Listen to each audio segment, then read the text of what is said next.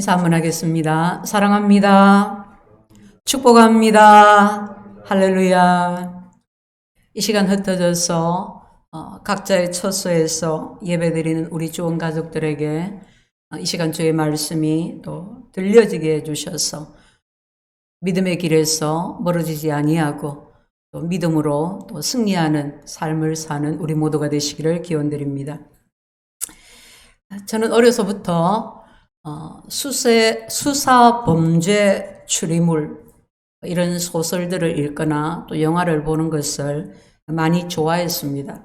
요즘에도 성향은 여전히 그쪽을 좋아하지만 지나치게 긴장감을 주고 또 무섭고 또 흉측하고 잔인한 장면은 눈을 감거나 채널을 돌리거나 피합니다. 그러잖아도 세상은 어둡고 범죄는 날로 강포해져 가는데 굳이 제 눈에 담아두고 싶지 않아서입니다. 지금 이전에 어떤 시대보다도 혼돈하고 또 암울한 시대인 것 같습니다. 그렇다고 말은 하지만 정작 그런 모습들을 대면하는 것이 쉽지가 않고 또 이 가운데 내 모습, 또 우리의 모습을 정직하게 대면하기도 쉽지가 않습니다. 본문은 사사기서의 마지막 3장과 관련이 되어 있는데 성경에서 가장 어두운 부분이라고 할 수가 있습니다. 이 성경을 읽으면 사사기서를 쭉 읽으니까 또 이 내용을 당연히 보게 되지만은 설교로서는 자주 접하지 않는 그런 말씀입니다. 너무나도 어두워서, 너무나도 암울해서, 기왕이면 좀 더 희망적이고 긍정적인 메시지를 위해서 그냥 지나치게 되는 본문이기도 합니다. 그렇지만 내용이 어떠하든지 이 또한 하나님의 말씀입니다. 너무나도 암울한 희망이라고는 조금도 찾아볼 수 없는 그 안에 우리를 향하신 하나님의 말씀이, 하나님의 사랑의 메시지가 들어있을 겁니다. 본문에 한 레위인이 등장합니다. 이름이 알려지지 않았습니다. 그가 어느 날 베들레헴에 갔다가 첩을 하나 얻습니다. 당시에 첩을 얻는 것은 그냥 보통 있는 일이었습니다. 그런데 그 첩이 바람이 났어요. 싸움이 났겠죠. 그 첩이 친정으로 도망가 버렸습니다. 얼마 지나서 이 레위인이 첩을 데려오기 위해서 베들레헴으로 갑니다. 가니까 장인이 얼마나 미안해하는지 며칠씩 잔치를 열어서 사위의 마음을 풀어주려고 애씁니다. 그렇게 하루하루 며칠을 보내고 이제 이 레위인이 첩을 데리고 집으로 돌아갑니다. 집으로 돌아가는 길에 하루 종일 걷다가 이제 날이 어두워졌습니다. 마침 베냐민 족속들이 사는 기브아라는 곳에 이르렀는데 당시에는 여관도 없었고 또 율법에도 길손을 나그네를 또 대접하라 했고 그래서 지나가는 길손 대접하고 먹이고 재워주고 하는 것이 미덕이고 관습이었는데 그런데 그곳에 도착했을 때 아무도 이 레위인 일가를 재워주려고 하는 사람이 없었어요. 밤은 깊어가고 어쩔 줄 모르고 어떻게 하나 하고 있는데 마침 한 노인이 동네에서 나와서 이들을 보고 자기 집으로 데려갑니다. 덕분에 짐도 풀고 배도 채우고 이제 느긋하게 쉬려는데 갑자기 바깥이 소란스러워지더니 누가 막 문을 두드립니다. 22절에 그들의 마음을 즐겁게 할 때 그 성읍의 불량배들이 그 집을 에워싸고 문을 두들기며 동네 불량배들이 이 집에 몰려와서 손님을 네 집에 와 있는 손님을 내놓으라고 합니다. 특히 레위인을 그 사람을 내놓으라고 합니다. 우리가 그와 관계하리라. 성관계를 하겠다는 말입니다. 레위인과 남자와 성관계하겠다. 그러자 이 집 주인 노인이 자기 딸과 이 레위인의 첩을 내어줄 테니까 이 손님은 건드리지 마라 하고 간청을 합니다. 마침내 그들이 레위인의 첩을 데리고 가서 밤새 윤간합니다. 그 첩은 결국 죽습니다. 여러분, 소돔과 고모라가 생각나지 않습니까? 그러나 소돔과 고모라는 타락한 이방 도시였습니다. 지금 이곳 베냐민 기브아는 하나님의 백성들이 사는 가나안이었습니다. 자기 첩이 자기 아내가 죽었습니다. 그러자 그 레위인은 시신을 12토막을 내어서 이스라엘 각 지파들에게 이 사연을 담은 편지와 함께 보냅니다. 편지와 토막난 시신을 받아든 이스라엘 지파들이 어떻게 이런 일이 있을 수 있냐고, 어떻게 우리 이스라엘 가운데에 출애굽 이후로부터 오늘의 일기까지 어떻게 이런 일이 있냐고 듣도 보도 못했다고 막 흥분을 하고 군사를 일으키고 그래서 미스바에 모입니다. 그리고 그곳에서 3가지 맹세를 합니다. 첫 번째는 기브아를 정벌하기 전까지는 아무도 집에 돌아가지 않는다. 그러니까 반드시 그들을 징벌하겠다는 거죠. 죄에 대한 책임을 묻겠다는 겁니다. 두 번째는 기브아를 공격하는 일에 가담하지 않은 사람은 누구든 반드시 죽인다. 이스라엘 백성들 전부가 다 이 전쟁에 참여할 것을 맹세했습니다. 그리고 세 번째는 베냐민 지파에게는 결코 딸을 주지 않는다. 이렇게 3가지 맹세를 선포하고 베냐민 지파에게 가서 먼저 그 악행한 자들을 내놓으라고 최후 통첩을 합니다. 그러면 베냐민 지파가 당연히 그 불량배들을 내놓고 적법하게 처벌을 받게 해야 하는데 내놓지 않습니다. 오히려 전쟁도 불사하겠다고 강경하게 나옵니다. 마침내 이스라엘 민족 간의 내전이 벌어집니다. 그럼 지금도 내전으로 고통하는 나라들이 있습니다. 많습니다.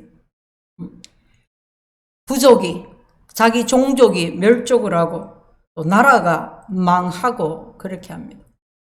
작년에 시리아가 오랜 내전 끝에 종전을 선언했지만 아직까지 크고 작은 전투가 계속되고 있습니다. 지금 여러분들이 뉴스를 통해서 보게 되는 아프간은 또 어떻습니까?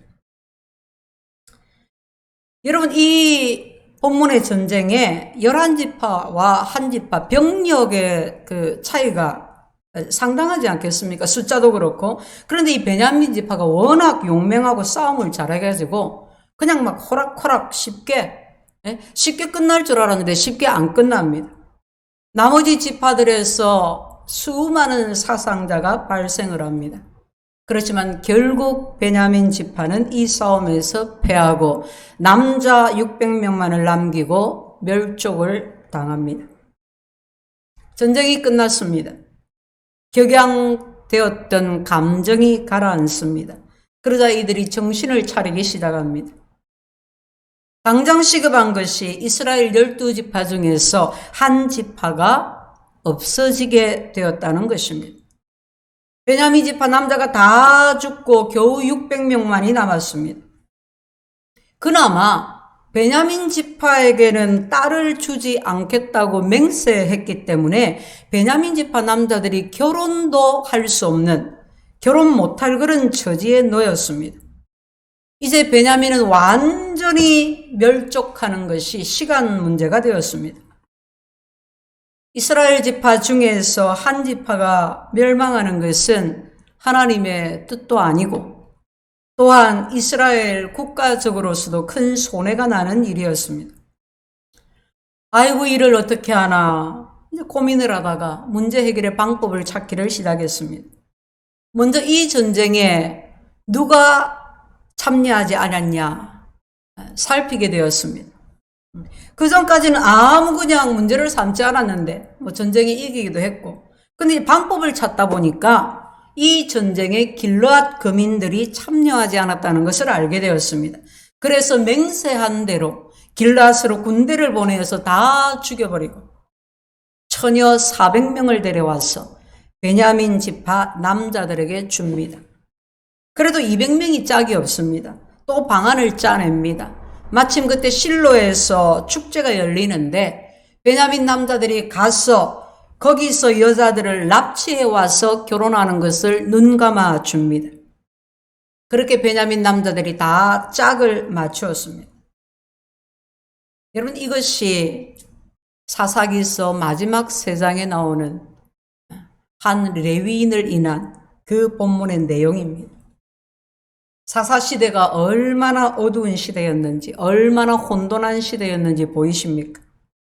하나님을 섬겨야 하는 레위인이 첩을 두고 그 첩이 간음을 합니다.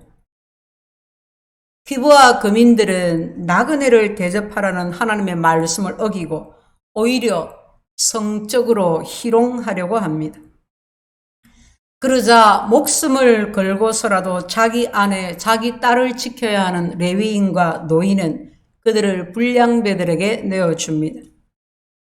그러다 첩이 흉간을 당하고 죽고 맙니다. 이에 레위인은 아내의 시신을 12토막을 내어서 이스라엘 지파에게 보냅니다. 이스라엘 지파가 복수하겠다고 모였는데, 그런데 베냐민은 오히려 그 불량배들을 옹호하고 나섭니다. 그 결과 내전이 일어납니다. 베냐민 지파가 멸망할 즈음에 이스라엘 백성들은 베냐민을 구한다는 명목으로 사람들을 죽이고 무고한 여자들을 납치하는 만행을 저지릅니다. 여러분, 이것이 어찌 하나님의 백성의 모습입니까? 이것이 어찌 하나님과 동행하며 하나님의 말씀으로 살아가는 신앙인의 모습입니까? 하나님을 떠난 이스라엘 민족들의 망하고 망하는 멸망의 사이클의 마지막 모습, 마지막으로 치닫는 모습입니다. 여러분, 이 이야기를 영화나 드라마의 소재로 삼는다면 우리 시청률 엄청나지 않겠습니까? 아니, 어쩌면 우리는 이미 이런 소재의 영화, 드라마 속에서 살고 있습니다. 아니, 더 참담하고 참혹합니다. 한 영화 평론가가 그런 말을 했어요. 상상을 초월한 배신과 폭력, 말도 안 되는 관계에서 벌어지는 간음과 처절한 살인, 이런 것들이야말로 현대인들이 진정으로 보고 싶어하는 영화의 소재다. 반론할 수 없는 이 시대의 모습인 것 같습니다.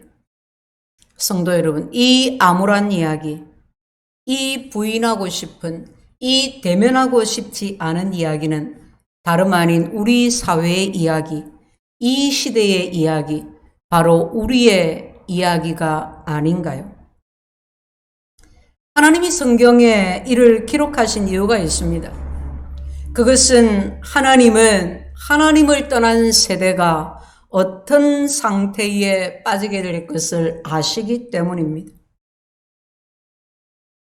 그러면 우리는 어떻게 하면 이 어둠에서 벗어나올 수 있을까요? 우리는 어떻게 하면 이런 멸망의 사이클에서 빠져나올 수가 있을까요? 그 첫 번째는 도덕적 기초를 바로 세우는 것입니다. 지금 시대를 포스트 모더니즘 시대라고 하지요. 정확하게는 모더니즘 이후의 시대, 후기 모더니즘, 모더니즘을 계승한 시대라는 뜻입니다.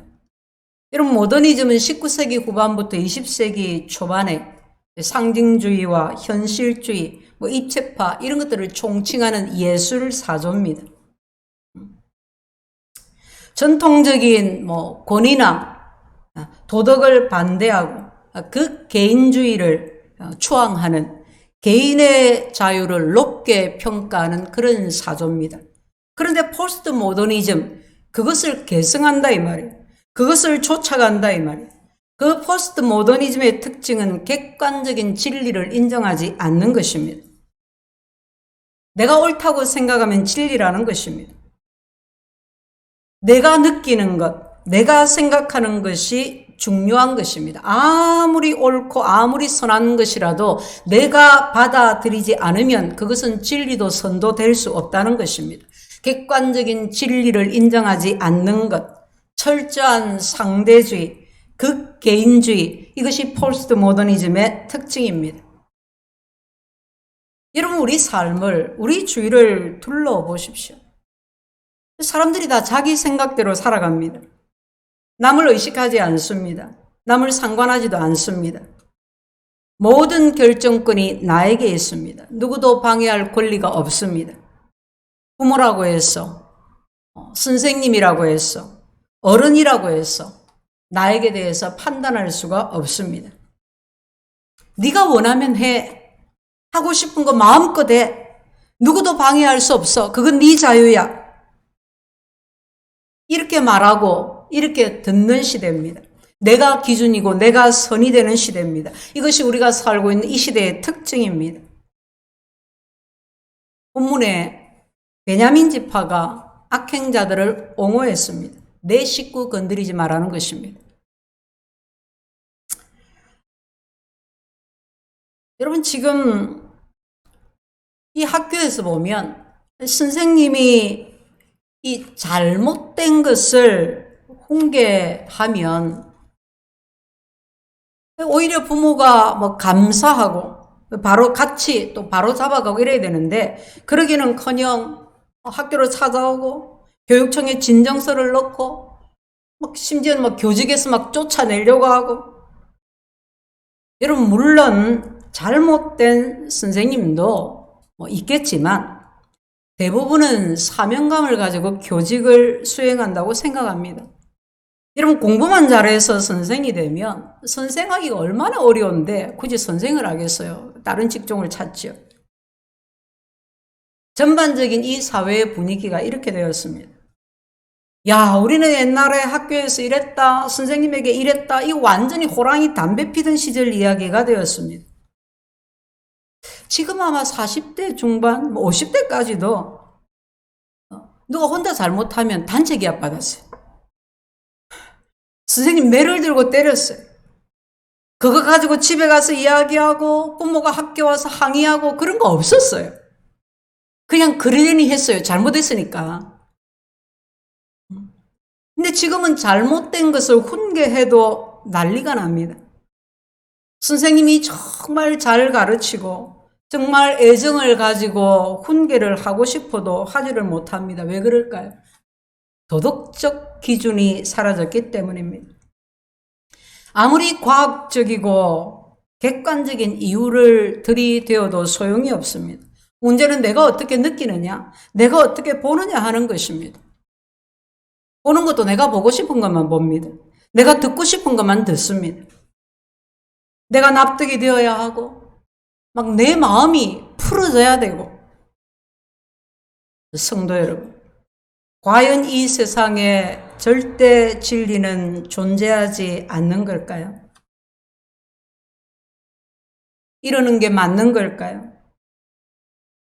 우리는 옳은 것에 대해서 옳다, 그런 것에 대해서 그러다고 말하면 안 되나요? 여러분, 그렇지 않습니다.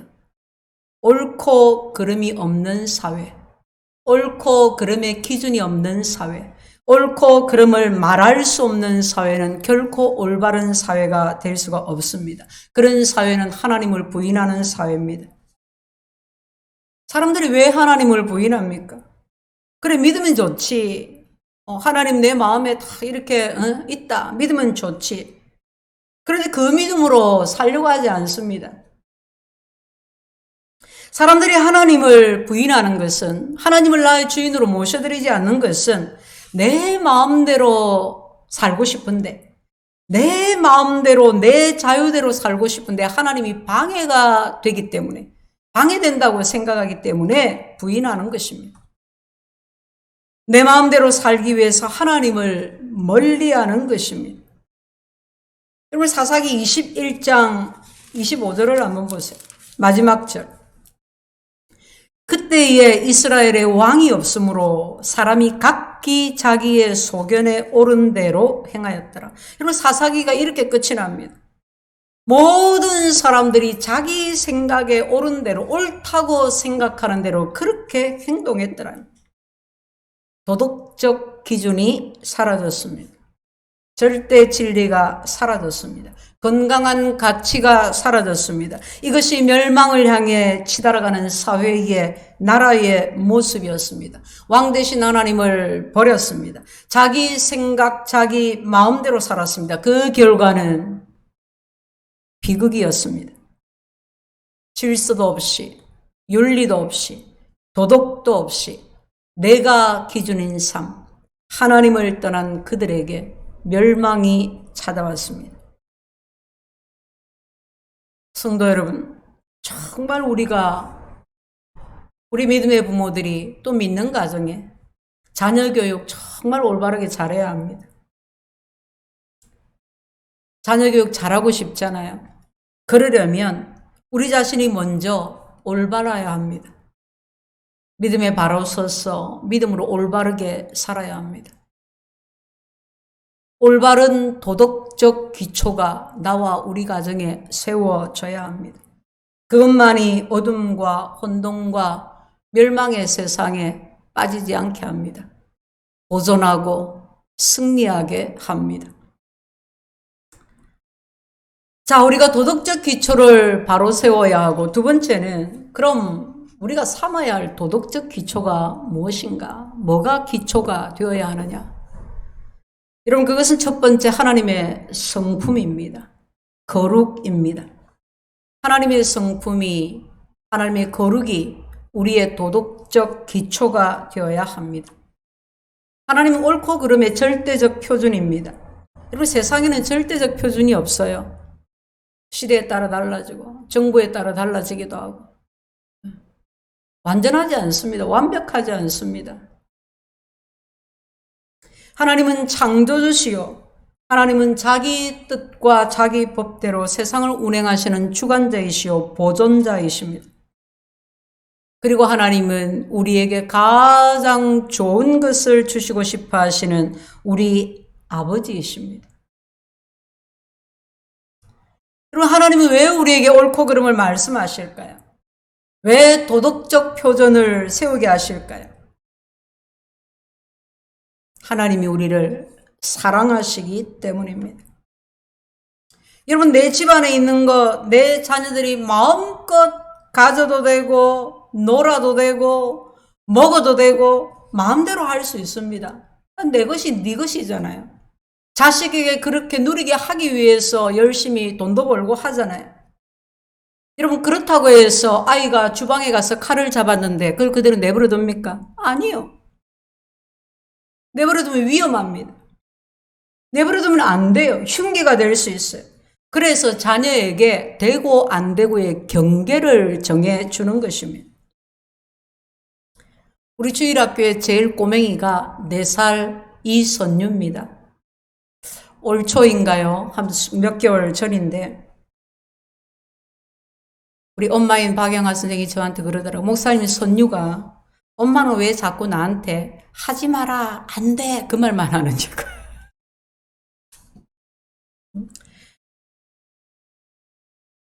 뭐 엄마들이 주로 가까이 있으니까 엄마가 자꾸 그렇게 말을 많이 하잖아요. 그럼 아이 마음속에 엄마는 자꾸 내가 뭘 하려고 하는 걸 못하게 하는 사람, 엄마는 나를 사랑 안 하는가 봐, 그런 마음이 안 들겠어요, 그죠? 근데 아이만 그렇지 않더라고요. 장성한 자녀도 그래 생각하고 어른도 그래 생각해. 경계를 두면 그런 마음이, 그런 생각이 막 들어요. 그래서 제가 어느 날 그랬어요. 선유야, 목사님이 하고 싶은 얘기가 있는데 묻고 싶은 것도 있고 얘기 좀 할까? 하세요. 그래서 제가 선유가 막 뭘 하는데 이것도 하고 싶고 저것도 하고 싶은데 엄마가 하지마, 안 돼. 그렇게 해야 안 해? 그렇게 안 돼요. 왜 그러실까? 왜 엄마가 그거 하지 말라고 하지? 하면 너무너무 신나고 재밌을 텐데. 가만히 있어 제가 그랬어요. 엄마가 하지 말라고 하는 거는 선유가 위험하기 때문이야. 그거 가지고 놀면 위험하기 때문이야. 엄마는 선유를 너무 사랑해서 선유에게 위험한 것, 선유에게 안 좋은 것, 나쁜 것, 이런 것은 하지마, 안 돼 하고 가르쳐 주시고 보호해 주시는 거야. 엄마가 너무 사랑해서 그렇게 하는 거니까 감사해야 되겠네. 엄마 말 잘 들어야 되겠네. 아이의 표정이 선합니다. 성도 여러분, 하나님이 우리를 경계 안에 두십니다. 하나님이 우리를 경계 안에 두시는 것은 우리를 사랑하시기 때문입니다. 하나님의 성품이, 하나님의 거룩이 우리가 삼아야 하는 도덕적 표준입니다. 두 번째는 우리가 삼아야 할 도덕적 기초는 예수 그리스도이십니다. 예수님이 우리의 도덕적 기초이십니다. 예수님은 하나님의 형상이십니다. 예수님을 떠나서는 진리도 없고 길도 없고 생명도 없습니다. 그러므로 예수님의 모든 가르침이 예수님의 공생애가 우리의 도덕적 사고와 행동의 기초가 되어야 합니다. 찰스 웰던의 기독교에서 대표적인 고전으로 꼽는 신앙 소설이 있습니다. 제목이 예수님이라면 어떻게 하실까? 청년 때 읽었는데 내용은 잘 생각이 안 나요. 근데 이제 삶의 모든 상황 속에서, 모든 선택 속에서 예수님이라면 어떻게 하실까를 질문한 겁니다. 그 책의 내용이. 질문을 하고, 기도를 하고, 고민을 하고, 그래서 예수님이 어떻게 하시는지 잘 보고, 예수님을 잘 따라서, 예수님처럼, 예수님을 본받아 행동하는 것입니다. 여러분, 예수님이 우리의 도덕적 기초이십니다. 그리고 세 번째는 하나님의 말씀이 우리의 도덕적 기초입니다. 하나님은 성경의 모든 것을 담아 두셨습니다. 세상을 만드신, 우리를 향하신 하나님의 뜻이 성경에 있습니다. 성경은 우리가 무조건적으로, 절대적으로 신뢰할 책입니다. 성경은 성령의 감동으로 기록되어진 역사적인 증거로도 충분한 하나님의 말씀입니다. 그러므로 성경 말씀을 따라서 살 때에 우리는 비로소 온전해집니다. 온전한 신앙과 온전한 삶을 살 수가 있습니다. 디모데후서 3장 16, 17절에 모든 성경은 하나님의 감동으로 된 것으로 교훈과 책망과 바르게 함과 의로 교육하기에 유익하니 우리는 성경 말씀으로 돌아가야 합니다. 세상이 어떤 세상이든 세상이 뭐라고 하든 어떻게 변하든 우리는 하나님의 말씀으로 돌아가 말씀 안에 있어야 합니다. 이 세대를 따르지 않고 어둠에서 혼돈에서 멸망에서 헤어나올 수 있는 길은 하나님의 말씀으로 돌아가는 것밖에 없습니다. 그리고 이 세 가지를 기초 삼아서 날마다 하나님과 교제하는 것입니다. 매일 인격적으로 하나님을 만나는 것입니다. 여기서 우리가 조심할 것은 형식주의와 율법주의입니다. 세상에 어떤 기준도 필요 없다. 내가 좋으면 그만이다 하고 사는 것도, 또 지나치게 도덕을 강조해서 오히려 하나님을 멀리 떠나게 되는 것도 다 조심할 일이요, 경계해야 할 일입니다. 도덕 폐기로는 성경이 가르치는 바가 아닙니다. 도덕의 기초를 올바로 세우려면 도덕론자가 되는 것이 아니라 날마다 하나님과의 깊은 교제 가운데 있습니다. 또 율법주의나 형식주의에 빠지면 어떻게 돼요? 늘 자기를 정죄하게 됩니다. 다른 사람을 비판하게 됩니다. 이 또한 성경이 가르치는 바가 아닙니다. 성경은 남을 향한 비판이 아니라 용서를 가르칩니다. 성경은 형식이 아니라 성령 안에서 참된 기쁨과 자유와 평안을 말합니다.